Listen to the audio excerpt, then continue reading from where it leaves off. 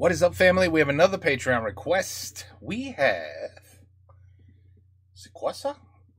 Pourquoi les criminels achètent ces téléphones pour $6,000? $6,000 telephone? Is there such a thing? It must be an iPhone. Anyway, let's go. Let's check it out. 6,000. Ça, c'est un Google Pixel. À première vue, on dirait un téléphone normal. Mais en réalité, c'est une version modifiée qui a été utilisée par des dizaines de milliers de criminels. They only used a service called Anom. Anom. En 2019, il coûtait $2,000 pièce. Si les criminels sont prêts à payer autant, c'est que cet appareil leur permet d'échapper à toutes les techniques d'interception des forces de l'ordre. Avec ça, ils ont la garantie qu'ils ne peuvent plus être mis sur écoute, ni localisés, ni piratés. C'est ce qu'on appelle un téléphone chiffré. That explains why it costs so much. On ne peut pas l'utiliser pour passer des appels ou envoyer des SMS. Par contre, la calculatrice a été modifiée et cache une messagerie chiffrée de bout en bout. Avec ça, les criminels ont la garantie que seul leur destinataire pourra lire leurs messages. Si jamais la police intercepte les données, elle ne pourra pas les décoder. Aujourd'hui, avec WhatsApp au signal, ça paraît la base. Mais là, il y a un truc en plus. Cette messagerie, elle a été conçue par des entrepreneurs sans scrupules qui ne diront jamais rien à la police et qui ont caché leurs serveurs dans des pays exotiques. Pour les criminels, ça, c'est la promesse de l'impunité totale. Wow. Du coup, dans les années 2010, ces téléphones se répandent partout dans le monde. On les retrouve dans les mains de la Mocro-Mafia aux Pays-Bas, des Comancheros en Australie ou du cartel de Sinaloa au Mexique.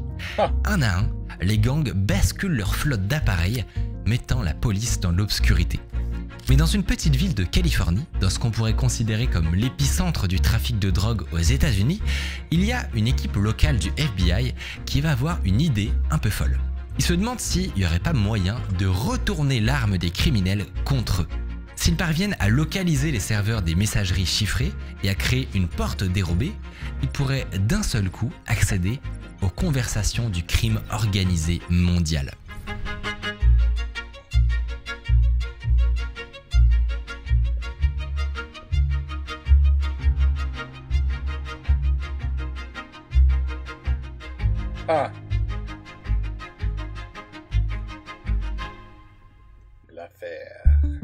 À l'Amicorp, pour la préparation de nos documentaires, on aime bien développer nos propres automatisations. Et pour ça, notre solution préférée, c'est N8N. Pour ceux qui ne connaissent pas, N8N, c'est un peu comme Zapier, mais en open source. Vous pouvez automatiser n'importe quoi. Envoi de mail, LLM, support client. Vous pouvez même combiner ça avec des agents. Et justement, notre partenaire Hostinger est le premier hébergeur à proposer N8N de préinstaller sur leur VPS. Je vous conseille pour ça le KVM2 avec 2 cœurs de vCPU AMD EPYC, 8 Go de RAM et 100 Go de NVMe. En utilisant le code MICODE, vous soutenez également notre émission. En description, je vous laisse également une vidéo d'initiation à N8N que j'ai tournée. Merci à Hostinger. Et on reprend. Okay. Our next speaker is Joseph Cox, and it's inside the FBI's secret encryption phone company, Anom. Lui, c'est Joseph Cox, un journaliste d'investigation qui a enquêté pendant des années sur les téléphones chiffrés criminels. Il raconte tout dans un livre, Dark Wire. Et tout commence en 2015. La police de San Diego reçoit la visite d'un professionnel de blackjack. Ce dernier vient pour une dénonciation. Un ex-joueur de football américain du nom d'Owen Hanson lui a proposé d'investir 2,5 millions dans ses paris. Il avait trouvé ça plutôt intéressant jusqu'au moment où son interlocuteur avait ouvert devant lui une valise de billets de banque. C'était clairement de l'argent sale. Et dans cette quantité, ça ne pouvait provenir que d'une certaine activité illicite, du trafic de drogue. Le joueur de blackjack, pas fou, avait quand même accepté la valise de billets, mais il avait tout perdu au jeu et depuis, sa vie était un calvaire. Owen avait menacé de lui trancher la gorge, il avait envoyé à sa femme une vidéo de décapitation et il avait peinturé de rouge la tombe de ses parents. Quand le FBI de San Diego entend cette histoire, ils se disent que c'est une opportunité à ne pas manquer. Ils mettent Owen sur écoute, mais ils vont être assez vite déçus. Ils découvrent des choses intéressantes, par exemple que ce dernier a créé une entreprise de paris illégaux. Ils apprennent aussi qu'il roule en Porsche et qu'il a accroché un AK-47 floqué Louis Vuitton au-dessus de sa cheminée. Mais bizarrement, rien sur le trafic de drogue. Alors finalement, le FBI décide de lui préparer un piège. Time to give him a This is trap. San Diego News Daily. Owen Hansen is one of 5 suspects arrested for international drug trafficking and money laundering. À ce stade, le FBI ne sait toujours rien du trafic d'Owen. Ils ne savent pas si c'est un indépendant ou un baron de la drogue. Mais au moment où ils l'arrêtent, ils trouvent sur lui un téléphone chiffré. Et pas n'importe lequel. Un Phantom Secure. Il s'agit d'un BlackBerry doté d'une nouvelle fonctionnalité A dernier cri, Blackberry. l'effacement à distance. Oh En my gros, God. si un criminel apprend qu'il va être fouillé par la police, il peut envoyer un message au service client et en quelques secondes, toutes ces conversations compromettantes seront effacées. De fait, alors que les agents du FBI retournent à leur QG, un complice d'Owen appelle Phantom Secure pour demander le reset du téléphone. Oui. Normalement, la commande a un effet quasi instantané. Mais là, c'est déjà trop tard. En fait, dès qu'ils ont récupéré l'appareil, les agents l'ont mis dans un sac Faraday, une enveloppe métallique qui isole son contenu de tous les signaux extérieurs. Arrivés au QG, les agents essayent de trouver le code de déverrouillage. Ils n'ont que 3 essais, autant dire que ça va être compliqué. Mais ils se souviennent de quelque chose. Quelques mois auparavant, leur agent infiltré avait lui-même commandé un Phantom Secure et le téléphone lui avait été livré avec un mot de passe provisoire, genre 1, 2, 3, 4. Les policiers décident de tenter cette combinaison et ça marche. En fait, The guy left the default password. Owen venait de changer de téléphone et il n'avait pas encore pris le temps de changer son mot de passe. C'était inespéré et ce petit événement va avoir une suite de conséquences complètement dingues. Oui. Wow. Les agents copient l'intégralité des conversations et les envoient au procureur adjoint en charge de l'enquête, un magistrat novice du nom d'Andrew Young. On avait confié ce dossier à Young parce que personne d'autre en voulait. En fait, dans le bureau du procureur, tout le monde pensait qu'Owen était d'abord un organisateur de paris illégaux, pas un trafiquant de drogue. Sauf que, en examinant les conversations du téléphone, Young découvre une autre réalité. La première chose qui le frappe, c'est que Owen ne prenait aucune sorte de précaution sur Phantom Secure. En général, les criminels sont un peu parano. Ils partagent seulement les informations qui ne sont pas susceptibles de les compromettre, comme par exemple un point de rendez-vous. Ou alors, ils utilisent un langage codé. Par exemple, au lieu de dire 5 kilos de cocaïne, ils vont dire 50 pneus. Mais là, Owen, c'est pas du tout ce qu'il faisait. Il balançait l'adresse de ses entrepôts physiques, ses numéros de compte bancaire, tous les détails de ses opérations. Young découvre que Owen était en réalité un puissant baron de la drogue. Il s'était associé avec le chef d'un cartel mexicain qui lui livrait chaque mois en Californie des tonnes de cocaïne, d'héroïne et de drogue de synthèse. À la tête d'une vingtaine de bandits, il approvisionnait des grossistes au Canada, aux États-Unis et même en Australie. Il payait une entreprise de chocolat pour cacher de la cocaïne dans ses produits et la poudre était insérée dans des bouteilles de vin, emballées dans des paniers cadeaux et envoyées dans de lointaines contrées par conteneurs. Bref, il rigolait zéro. Young fait arrêter 21 personnes, il démasque l'entreprise de chocolat et fait condamner Owen à 7 ans de prison. Il n'a jamais 7 ans. 7 lousy years, that's it? obtenu des résultats aussi rapidement. Et tout ça, c'est grâce à un Phantom Secure. Du coup, Young, ça le fait réfléchir. Il se dit, qu'est-ce qui se passerait s'il s'attaquait non pas à un téléphone chiffré, mais à tous ? Pour accéder au Phantom Secure, la solution la plus simple est probablement d'obtenir la collaboration du patron de l'entreprise, un Canadien identifié sous le nom de Vincent Ramos. Mais Ramos n'a aucun intérêt à collaborer. Tout son business repose sur une promesse de confidentialité. C'est pour ça que 10 000 criminels payent 6 000 $ par an. Il n'y a aucune chance pour qu'il ouvre la porte à la police fédérale. Reste l'intimidation. Le FBI pourrait menacer Ramos de le mettre derrière les barreaux. Au Canada, malheureusement, il est protégé. Aucune loi ne lui interdit de vendre des téléphones chiffrés, même à des criminels. C'était comme s'il vendait des marteaux ou des armes, il n'est pas responsable de ce que les clients font avec. En revanche, aux États-Unis, Canada. Il existe une loi très particulière qui s'appelle la loi RICO et qui permet de poursuivre toute personne qui apporte de l'aide à une organisation criminelle. Si le FBI obtenait des preuves, comme quoi Ramos aide consciemment des trafiquants à vendre de la drogue ou à tuer des rivaux, ils auraient un moyen de pression imparable. Partant de là, les forces de l'ordre vont fomenter un piège diabolique. A diabolical trap. Un beau matin Ah, tu vois? d'hiver, Ramos a rendez-vous avec des prospects dans une chambre d'hôtel de Las Vegas. Il doit rencontrer 5 dirigeants d'entreprises qui ont manifesté leur intérêt pour 200 téléphones. Ça pourrait être le contrat de l'année. Mais la conversation prend une tournure étrange. 3 of my main guys are in prison. I lost like 50 kilos coming out from Colombia. Okay, you don't have to tell me that, but it's okay. Yeah, well, we're all friends, right? Just saying it out loud. Dans le milieu, il existe normalement une convention, c'est qu'on ne parle pas de ces affaires criminelles, ou alors seulement par allusion. How could we really know that you are okay with the fact that we use it for drug trafficking? You know, we don't know you. That's what I'm saying, you don't know me. But yeah, that's exactly what I am saying, right? We made it. We made it specifically for this too. Comme vous l'avez peut-être deviné, tout ça n'était qu'une mise en scène. Les 5 trafiquants étaient en réalité des agents sous couverture et ils étaient là pour obtenir des aveux. Un an plus tard, le FBI organise un deuxième faux rendez-vous à Las Vegas. Mais cette fois, quand Ramos ouvre la porte de la chambre d'hôtel, il tombe sur des agents en uniforme. Dans la pièce, il y a aussi Young et un officier appelé Nicolas Cheviron. Il montre à Ramos des photos de l'infiltration et lui révèle qu'ils l'ont piégé. Et il lui suggère de gentiment coopérer. Alors ce soir-là, Young s'autorise à rêver. Si tout se passe bien, ils vont pouvoir mettre sur écoute 10 000 criminels d'un coup. Ça va être historique. Wow. Mais à 2h du matin, Ramos se réveille, il regarde autour de lui et il n'en croit pas ses yeux parce que tout le monde était endormi. Alors, il sort de l'hôtel, il appelle un complice, il monte dans sa voiture et il fonce vers la frontière canadienne. Sur le trajet, Ramos appelle son équipe et il leur demande de fermer un serveur bien particulier qui aurait facilité l'installation d'une backdoor. Are you kidding Il me? vient de porter le coup de grâce au projet des Américains.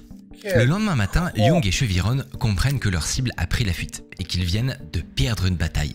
Ils n'auront jamais accès à Phantom Secure.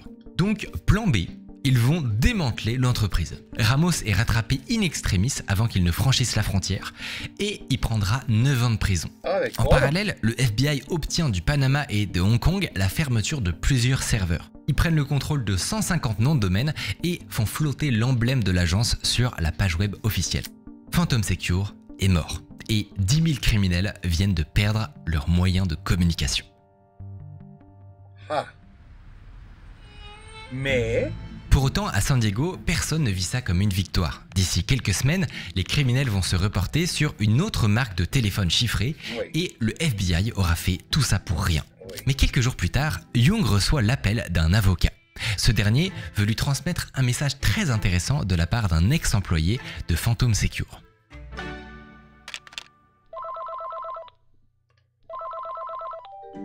Ramos ne travaillait pas tout seul. Il s'était entouré d'une garde rapprochée, une équipe de distributeurs dont le job était de constituer un réseau de revendeurs criminels indépendants et de les approvisionner. À la nouvelle de l'arrestation de Ramos, tous ces gens avaient pris peur. Ils risquaient tous la prison et certains s'étaient vus geler leurs comptes bancaires. Ceux qui étaient aux États-Unis essayaient de fuir à l'étranger. Mais parmi eux, il y en a un qui a décidé de faire volte-face et d'aller parler au FBI. L'avocat raconte à Young une histoire de dingue. Son client, qui s'appelle Avgou, avait développé un projet personnel un peu particulier. Il avait conçu un nouveau téléphone, baptisé Anom, et destiné à supplanter le vieux Phantom Secure. Il avait déjà créé l'essentiel du logiciel et de l'infrastructure réseau, mais au vu de sa situation, il préférait renoncer à son entreprise. En fait, il voulait proposer au FBI un deal. Contre de l'argent et une réduction de peine, il voulait leur offrir Anom. Au début, Young et Cheviron ne savent pas trop quoi en penser. Pendant des mois, ils avaient essayé de forcer l'entrée d'une messagerie criminelle et ils n'avaient pas réussi. Mais là, il y a quelqu'un qui leur propose une alternative un peu folle, de prendre eux-mêmes la tête de l'entreprise. Si ça marchait, ils pourraient avoir un accès total aux conversations de milliers de personnes. Mais est-ce que tout ça est bien sérieux quand même ? Ouais. À À ce stade, Anom, c'était une start-up, pas une entreprise fonctionnelle. Il faudrait acheter des milliers de téléphones, sous-traiter l'implantation de logiciels, créer une chaîne logistique, louer des serveurs, payer les développeurs pour assurer les mises à jour. Bref, tout ça allait coûter des millions de dollars. Le FBI pourrait peut-être jouer le rôle du business angel, mais rien ne disait que la hiérarchie allait suivre un truc aussi débile.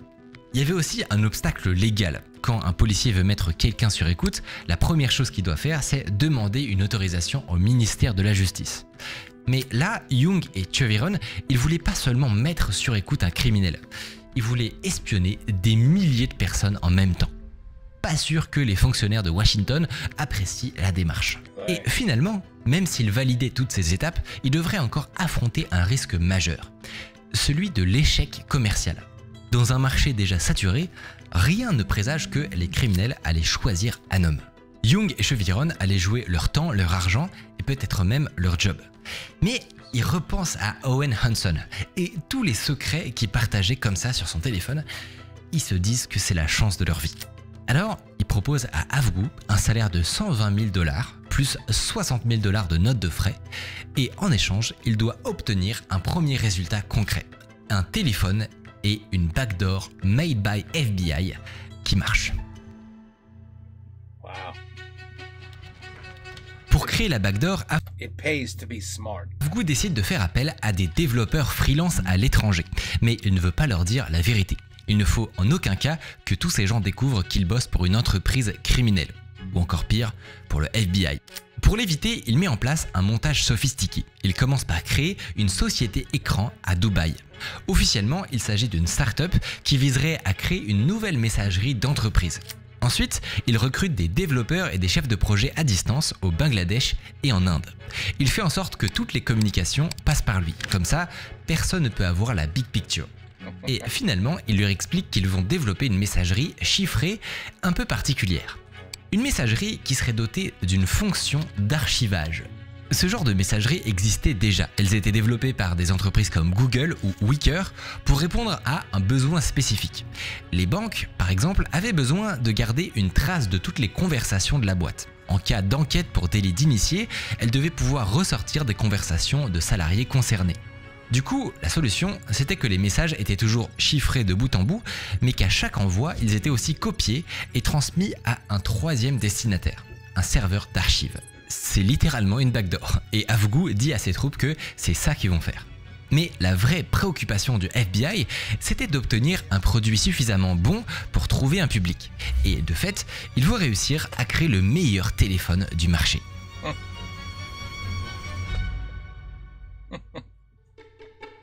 Aujourd'hui, il existe un système d'exploitation de référence en termes de confidentialité, c'est Graphene OS. C'est un dérivé d'Android qui a été conçu pour empêcher le téléphone d'envoyer tout un tas d'informations à Google.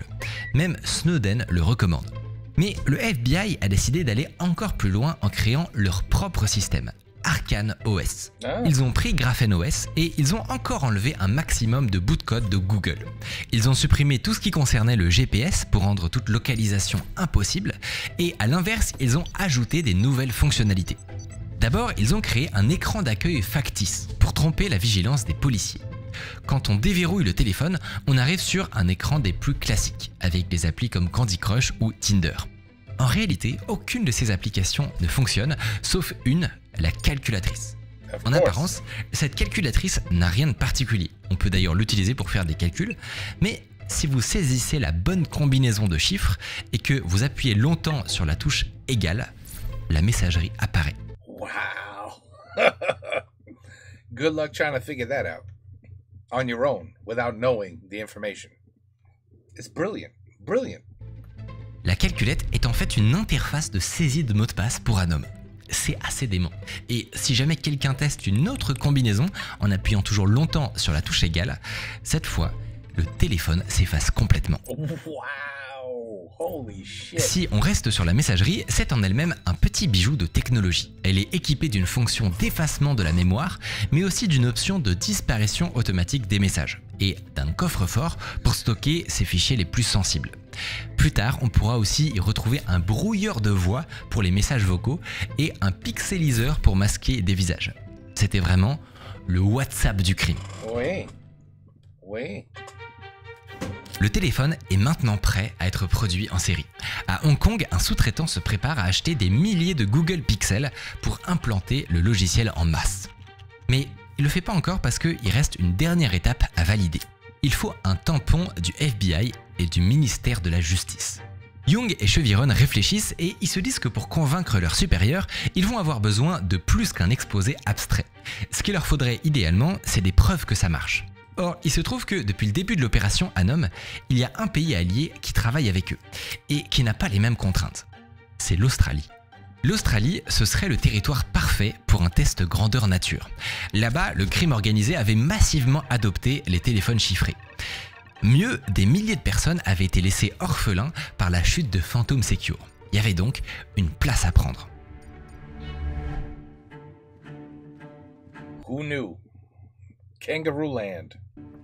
Who knew? Maintenant, comment convaincre des criminels australiens d'acheter leurs produits ? L'AFP, la police fédérale australienne, pourrait faire de la vente directe. Ils pourraient par exemple utiliser des agents infiltrés pour démarcher des criminels incognito. Mais s'ils font ça, ils s'exposent à des poursuites. Un jour ou l'autre, des avocats pourraient les attaquer pour escroquerie, pour avoir vendu des téléphones faussement confidentiels. Donc, ils doivent trouver autre chose. En fait, le mieux, ce serait que les téléphones se vendent tout seuls. Or, il se trouve que dans cette industrie, on utilise une méthode qui pourrait parfaitement coller. La vente multiniveau. Dans les entreprises concurrentes, on déléguait la vente à des professionnels appelés distributeurs qui s'appuyaient eux-mêmes sur des revendeurs qui pouvaient avoir eux-mêmes leurs affiliés. Et chaque étage prenait une commission sur les ventes du niveau inférieur. On dirait un peu un Ponzi. Sachant ça, le FBI, l'AFP et Avgu se disent qu'ils n'ont qu'une chose à faire. Ils doivent trouver un criminel influent et le placer en haut de la pyramide. Il se trouve que lorsque Avgu bossait chez Phantom Secure, il avait collaboré avec un trafiquant australien du nom de Domenico Catanzariti. C'est un trafiquant de coke affilié à la Ndrangheta et ce qui est intéressant, c'est que Catanzariti avait essayé de faire fortune dans la vente de téléphones chiffrés. Donc, Avgu l'appelle, il lui dit qu'il a créé un nouveau produit prometteur et il lui envoie une dizaine de téléphones gratos pour qu'il puisse tester. C'est la première fois qu'un criminel va toucher au téléphone Anom. Alors Avgu, il prie pour qu'il morde à l'hameçon. Mais ce qu'il ne sait pas, c'est que Catanzariti, lui, il a les crocs. Parce que depuis la fin de Phantom Secure, il gagne plus une thune. Il n'a pas su rebondir. Du coup, quand il découvre le nouveau bijou de technologie, il se dit que c'est l'opportunité de sa vie et il se met à en vendre. Et il y va à fond. Il en place 5, puis il recrute 2 autres revendeurs et à eux 3, ils en vendent 50 de plus. Et au même moment, à Canberra, une cellule de renseignement analyse tous les messages entrants. Et ils n'en reviennent pas. 100% des clients utilisent leur téléphone pour parler de crimes. Le plus fascinant pour les policiers, c'est qu'ils n'ont aucun tri à faire. D'habitude, quand ils font des écoutes téléphoniques, ils peuvent passer de longues heures à écouter les scènes de la vie quotidienne sans intérêt. Mais là, tout est pertinent. Ça ne parle que de trafic d'armes, de livraison de drogue, de règlement de compte. C'est inespéré. Toute cette information leur donnait très envie d'intervenir sur le terrain. Si on prend les messages de Catanzariti par exemple, il exposait une multitude de détails sur ses cargaisons de drogue. L'AFP avait juste à lever le petit doigt pour tout intercepter. Mais le truc, c'est que s'il faisait ça sans réfléchir, il risquait d'éveiller les soupçons. Si la police se met à intervenir à chaque fois qu'elle le peut, les... You gotta let some of them go. You're right. Smart. You gotta say, hey, this shipment, we can't stop it. We have to let it go. There's so much of a thought process for such a high level of criminal intelligence to catch him and bring him to justice. It's you got to respect this kind of dedication. You really do. Les criminels vont très vite comprendre d'où vient la fuite et Anom serait grillé. Donc ils réfléchissent et ils décident de faire comme les alliés pendant la guerre avec Enigma. Ils ne vont intervenir que s'ils sont capables de dissiper les doutes. Typiquement, Catanzariti avait fait mention d'une cargaison de 18 kg de cocaïne dissimulée dans des machines à souder à l'aéroport d'Adélaïde. L'AFP décide donc d'intervenir discrètement. Ils appellent les douanes et quelques jours plus tard, ces derniers vont effectuer un faux contrôle aléatoire. Ils vont passer les machines à souder sous rayon X et les trafiquants se diront que c'était un simple coup de malchance. Avec ce genre de combine, les policiers vont quand même pouvoir multiplier. Or you can even be smarter than my solution and do it that way. I'd be like, yeah, just let that one go. It's okay. We'll wait for the bigger prize. But yeah, you could do it that way too. Les saisies de drogue. Ils se retrouvent avec constamment une longueur d'avance sur les criminels du pays. Mais Anom leur réserve quelque chose d'encore mieux. Avec l'augmentation exponentielle du nombre de messages, les Australiens peuvent commencer à cartographier le crime organisé. Ils vont lever le voile sur une réalité qu'ils n'imaginaient pas.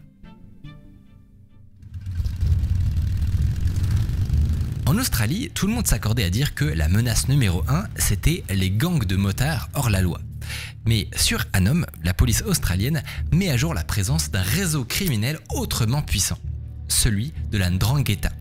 Il trouve 51 clans calabrais regroupant chacun des centaines, voire des milliers de membres. C'est comme si, à côté des bikers, un réseau jumeau avait tissé sa toile sans faire de bruit. Le plus fascinant, c'est que ces deux réseaux travaillaient ensemble, ou plus précisément, les Italiens faisaient travailler les autres. Ils étaient arrivés avec beaucoup d'argent et avaient créé des autoroutes pour la cocaïne. Ensuite, ils avaient délégué la livraison et la violence aux gangs de motards. Wow. Les Calabrais contrôlaient les bikers et cette information, pour les autorités, ça valait de l'or. Ce que les Australiens réussissent à faire avec Anom, ça commence à faire pâlir d'envie le FBI. Ils brûlent de pouvoir l'utiliser dans le reste du monde. D'autant que les téléphones commencent à se répandre à l'étranger, par capillarité. Mais avant de pouvoir lancer Anom à grande échelle, ils vont devoir affronter des obstacles inattendus. L'administration américaine et le problème des meurtres. L'officier Cheviron présente le projet à ses supérieurs du FBI et ils sont super enthousiastes. Vu les résultats d'Anom en Australie, ils sont prêts à jouer les investisseurs et à affecter autant d'effectifs que nécessaire à l'opération. En revanche, du côté du département de la justice, c'est différent. Young doit obtenir le soutien de toute la ligne hiérarchique, du procureur de San Diego jusqu'à Washington. Et à chaque échelon, il va se heurter à une opposition féroce. Ses interlocuteurs lui font tous la même objection. Les criminels vont utiliser Anom pour préparer des meurtres. Or, si des gens meurent à cause d'Anom, les médias vont l'apprendre, ils vont identifier les juges qui ont accepté ça et ils vont les clouer au pilori. Et nos amis fonctionnaires, ils veulent pas risquer leur carrière pour si peu. En fait, Young réalise que tous ces gens ont été traumatisés par un événement qui a eu lieu quelques années plus tôt. L'opération Fast and Furious. Is such a thing? President Obama's Watergate is how some critics are describing the growing controversy over the Fast and Furious gun walking program. En 2010, la CIA avait imaginé un piège pour identifier la cachette du chef du cartel de Sinaloa. Ils avaient incrusté des balises GPS dans des armes à feu et ils les avaient vendues à des fournisseurs du cartel. Leur plan, vous l'avez deviné, c'était de suivre les marchandises jusqu'au QG des Big Boss. Sur le papier, c'était brillant, sauf qu'ils avaient négligé un élément essentiel. Ils n'avaient pas pensé à la durée de vie des batteries. 3 jours plus tard, les GPS s'étaient éteints et la CIA se mordait les doigts. Mais le pire était encore à venir. Ils avaient vendu 2000 fusils d'assaut numérotés à des criminels. Oh my God. Et ils n'avaient plus aucun moyen pour les récupérer. Oh my God. Résultat, certains ont servi pour massacrer des civils au Mexique et même à tuer un garde-frontière américain. C'était un fiasco complet. Au Congrès, l'opposition républicaine a crié au scandale. Obama a été sommé de s'expliquer et des têtes sont tombées. Celui qui avait autorisé cette opération, le procureur de l'Arizona, a dû démissionner. Wow, embarrassing. Aux yeux des fonctionnaires de Washington, Anom ressemble beaucoup trop à cette opération Fast and Furious. Il s'agit encore une fois de vendre un outil aux criminels, un outil qui pourrait servir à tuer sur le sol américain. Donc, il multiplie les réunions et il passe le dossier de bureau en bureau pour les décourager. Mais Young et Cheviron, ils s'obstinent. Ils rappellent que Anom n'est pas une arme et qu'ils ne vont pas particulièrement soutenir l'activité criminelle. Si les trafiquants n'utilisent pas leur messagerie, ils vont en trouver une autre. Donc ça va rien changer. Ils ajoutent aussi que si jamais ils détectent des projets de meurtre, ils vont appliquer le même protocole que pour les écoutes téléphoniques. Ils déclencheront un plan de sauvetage. Enfin, ça c'est ce qu'ils disent à ce moment-là, parce qu'ils se doutent pas encore de ce qui va leur tomber sur la gueule plus tard. En attendant, Young et Cheviron, ils font face à une ultime objection. Avec Anom, ils s'apprêtaient à marcher sur la vie privée de milliers de citoyens américains. Normalement, à chaque fois que la police souhaite mettre quelqu'un sur écoute, elle doit obtenir une autorisation du ministère de la Justice. Mais là, ils voulaient un accord général pour faire de l'espionnage de masse. D'accord ? En Australie, les clients d'Anom étaient à 100% des criminels. Mais il n'y avait aucune certitude que ce soit toujours le cas. Donc nos amis doivent accepter d'exclure les États-Unis de leur projet. Par défaut, ils filtreront les Américains et si jamais ils veulent accéder à leur conversation, ils devront suivre la même procédure fastidieuse que pour une mise sur écoute. Cette décision étant prise, Young et Cheviron peuvent enfin lancer Anom à San Diego. This is gonna be interesting. Une des premières choses qui étonnent les analystes du FBI, c'est de voir combien les criminels sont satisfaits de leur téléphone. Ils se croient tellement malins d'avoir trouvé un appareil sans GPS et avec des options comme le coffre-fort. Pour les analystes, c'est assez jouissif de voir ça parce que, en réalité, chacune de ces fonctionnalités cache un secret. Le tracker GPS n'existe plus à l'écran, mais en fait, il est bien là, caché dans le hardware. En fait, à chaque fois qu'un criminel envoie un message, il transmet sans le savoir ses coordonnées géographiques. Quant au coffre-fort, c'était un piège pour inciter les criminels à partager leurs secrets les plus sensibles. Les agents commencent à récupérer des documents comme la comptabilité des entreprises de façade, des noms de sociétés écrans, des numéros de compte bancaire. C'est une véritable mine d'or. Plus tard, d'autres options factices vont être ajoutées, comme le brouillage de la voix ou la pixelisation des visages. Et chacune d'entre elles aura le même but, inciter les criminels à partager toujours plus de données. Avec tout ça, bien qu'il n'y ait pour l'instant que quelques centaines d'utilisateurs, les agents font déjà face à des dizaines de milliers de messages, de photos et de documents à analyser. Heureusement pour eux, la direction technique du FBI leur a concocté un logiciel d'analyse super puissant, Hola iBot. Au centre, entouré d'un cercle rouge, leur personnage d'intérêt. Si on clique dessus, ça ouvre sur le côté une sorte de profil Facebook avec sa dernière localisation, ses photos et un résumé de ses conversations.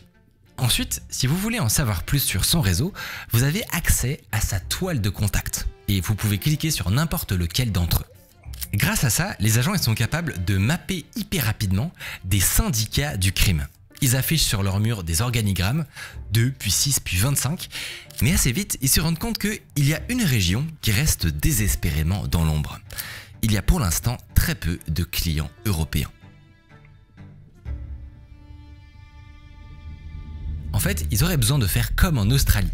Il faudrait trouver un trafiquant avec un super réseau et qui a envie de vendre des téléphones. Avgoo cherche donc quelqu'un dans son réseau. Malheureusement, quand il était chez Phantom Secure, il avait surtout travaillé avec des trafiquants australiens, pas européens. Mais par chance, il se trouve que l'un d'entre eux a fui l'Australie pour s'installer à Istanbul et que de là, il a étendu la surface de son business. Cet homme, c'est Hakan Ayik. Ben voilà. Ayik, il a 3 fois l'envergure du précédent, Catanzariti. C'est le chef d'un cartel de 9 trafiquants qui contrôle un tiers de l'importation de coke en Australie. C'est l'homme le plus recherché du pays. Ayik, c'est aussi ce qu'on pourrait appeler un influenceur du crime. Il utilise sa notoriété pour vendre des téléphones chiffrés à des barons de la drogue. Donc, c'est le pigeon parfait. I was gonna just say that. That's the perfect person you want. Mais Just gotta trap him and you're good to go. You got all of Europe.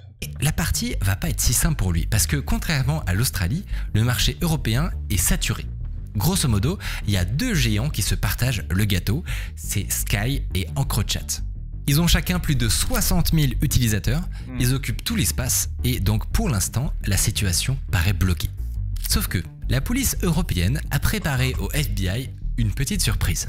En juin 2020, les 60 000 utilisateurs d'EncroChat reçoivent un message d'alerte. Emergency. For Encro users, we can no longer guarantee the safety of your device. We recommend that you immediately turn off your device and physically dispose of it.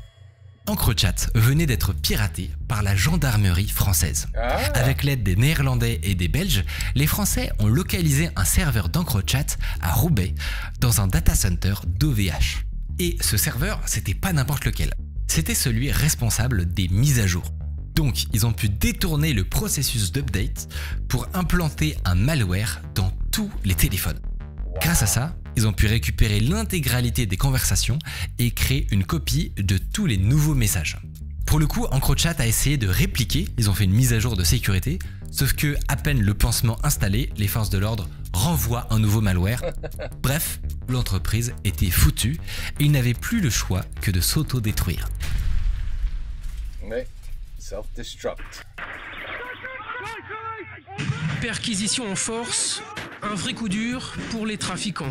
EncroChat, c'était la marque la plus populaire d'Europe du Nord. Ils avaient équipé 10 000 personnes au Royaume-Uni, 12 000 aux Pays-Bas et des milliers d'autres en Norvège et en Suède. Il y avait clairement une place à prendre.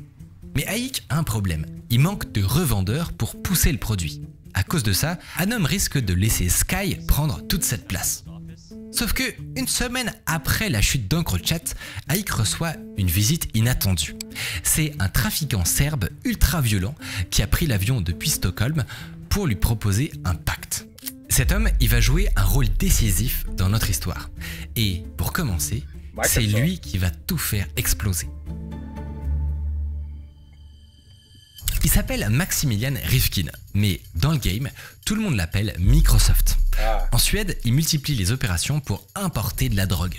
Un jour, il paye des chalutiers pour larguer de la coke colombienne en mer du Nord. Un autre, il finance des camions espagnols pour transformer des méthamphétamines dans des meubles ou dans des carreaux de carrelage.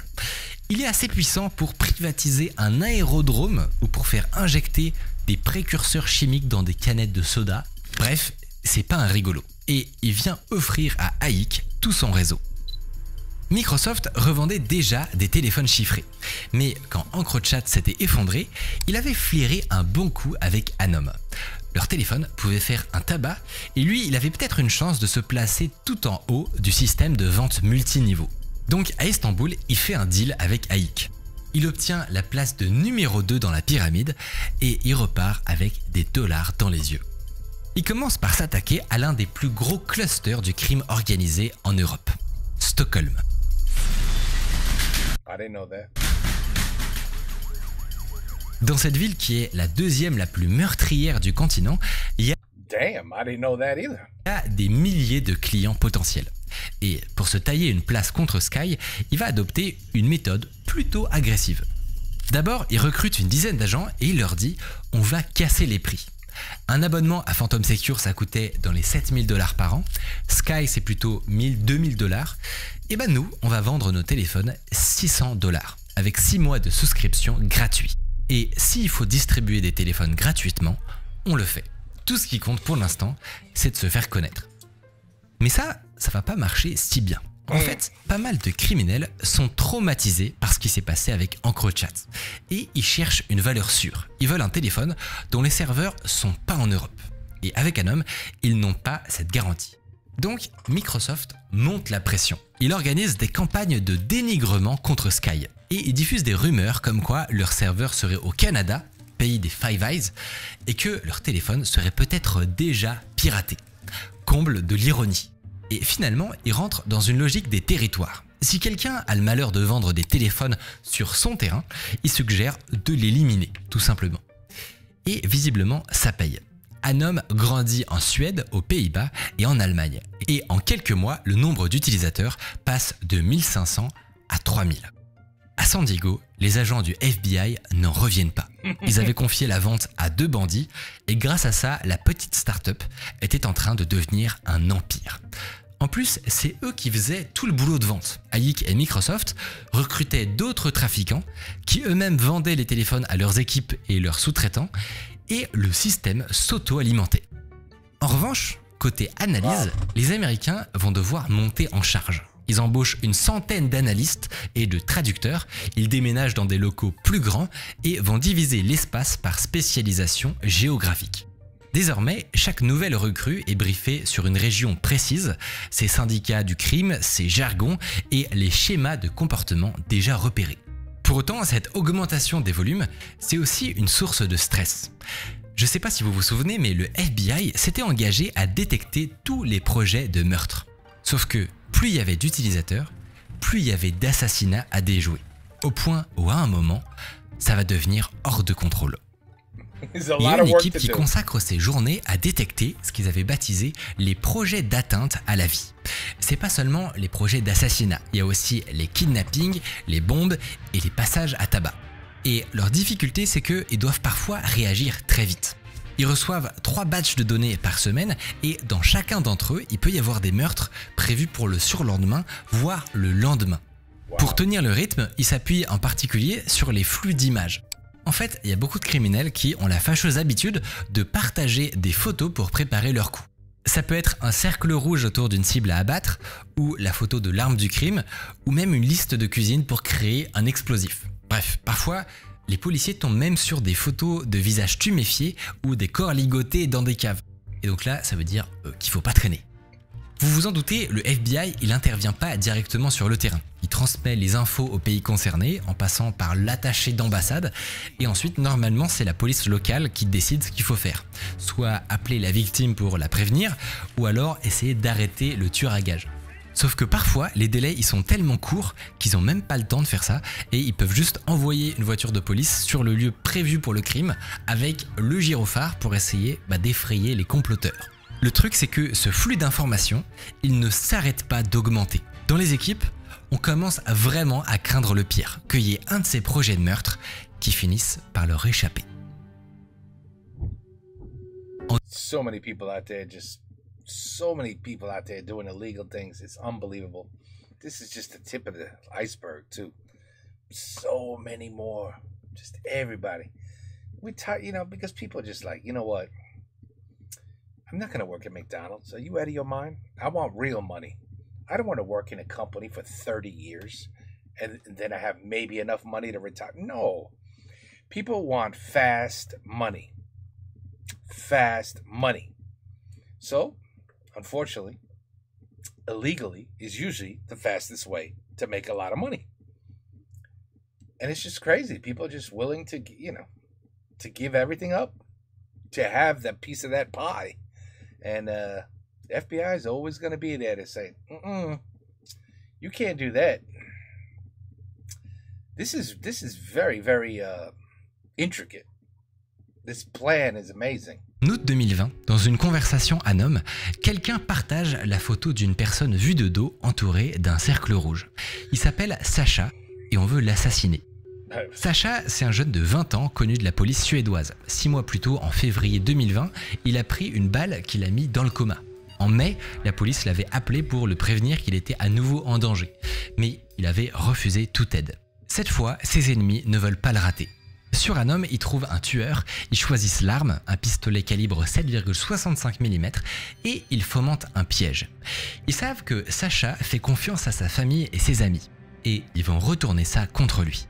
We're doing it on Friday, bro. We will reward you greatly. Okay, bro, it will be Friday or Saturday. Have to go tomorrow and plan. Un mois plus tard, Sacha retrouve un ami sur un pont de Stockholm. Ce dernier l'a invité à fêter son anniversaire avec un 3e copain. Sur le pont, il y a des cyclistes qui les dépassent de temps à autre, mais à part ça, il n'y a personne. Et soudain, au milieu du chemin, un de ses 2 amis sort un flingue et lui tire dessus à bout portant. Il y a une balle qui traverse sa joue droite, il s'enfuit et 3 coups seront tirés dans son dos. Now the suite is gone. I am so happy, bro. Ha ha ha. Abdul. Tout avait été préparé sur Anom. Tout avait transité sur les serveurs de Lituanie et de San Diego, mais le FBI n'avait rien vu. En fait, les Américains n'arrivent plus à suivre le rythme. Il y a maintenant des millions de messages qui leur parviennent en néerlandais, en allemand et en suédois, souvent dans un argot particulier, et ils n'ont pas les capacités de traduction. Pour remédier à cette situation, il y a une piste qu'ils ont toujours écartée, c'est de partager le logiciel Hola iBot avec les pays étrangers.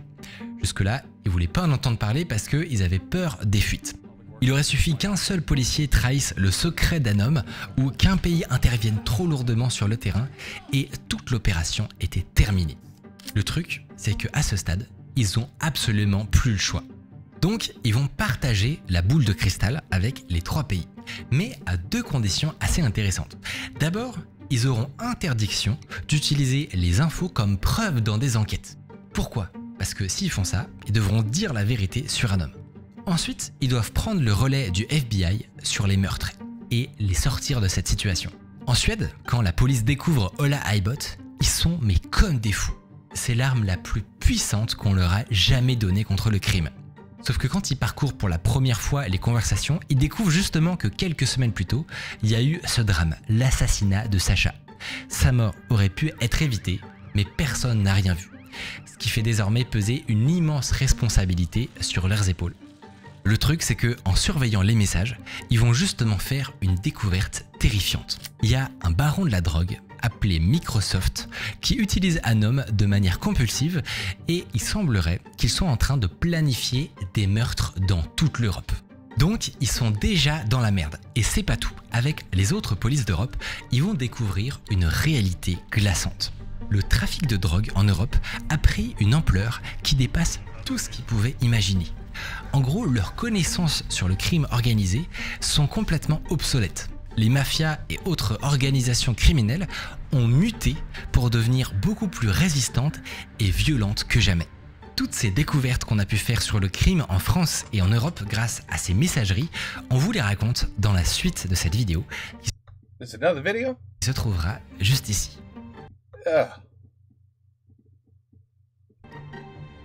Bon. I mean, the information that was just given to me. I mean, jeez. That's a lot of information, people. A lot of information. A lot of smart people getting together, putting their heads together, and executing a plan that, I mean, you know what? Technology is great. And I'm sure a lot of the criminal minds were like, hey, with technology like this, we could just hack it. You know, we can't be caught, can't be found. It's brilliant. Thank you. Thank you for creating this technology. It's wonderful. It helps us out greatly. But then at the same time, the guys on the other side are going to figure out, you know what this is like? The FBI is like a virus. The criminal, no, or reverse.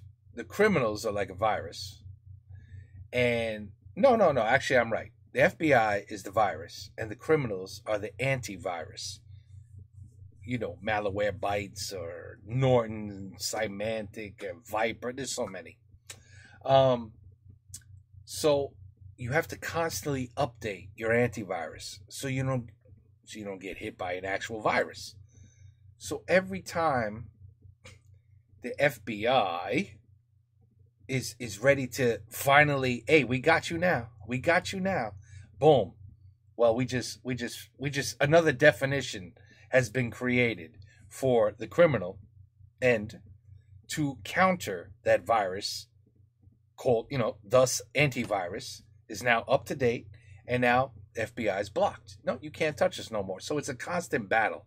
The FBI said, oh, we got through again. Oh, time to go another way, another route, another antivirus way. And this is just gonna happen forever. This is never gonna end.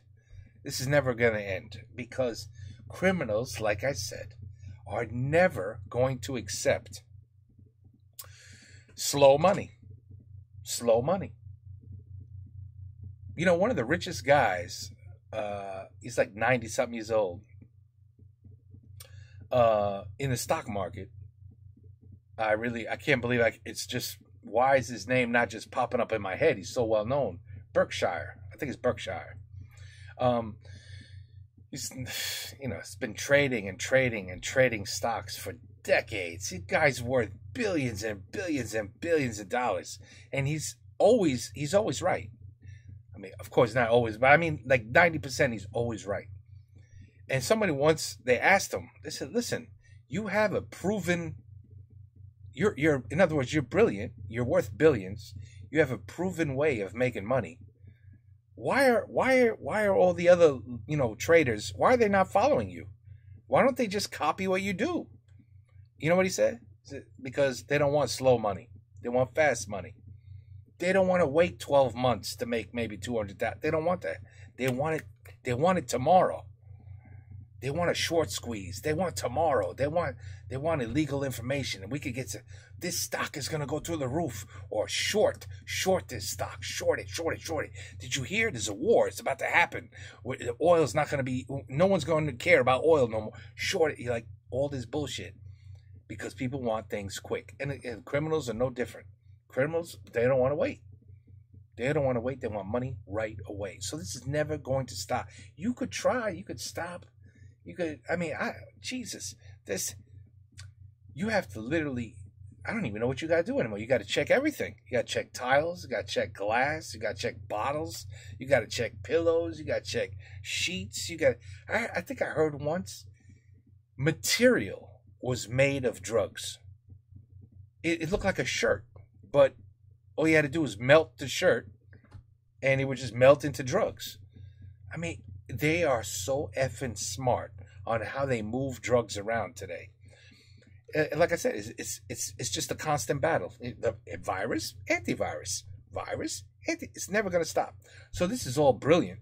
This is an excellent way to get into that criminal mastermind. Of course, you always want the top of the pyramid, always.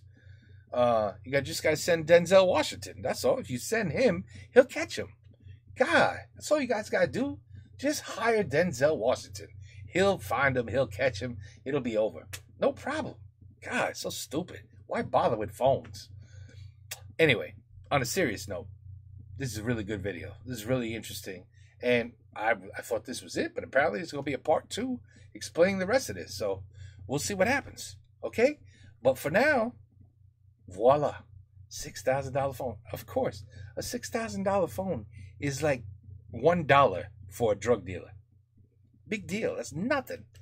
You could probably sell these phones for $60,000, and they would buy them, because if the police can't track you, it's worth $60,000, because these guys are selling 60 million in drugs a day. So it's nothing. Anyway, it's a good video. Interesting. Take care. Peace out. A la prochaine.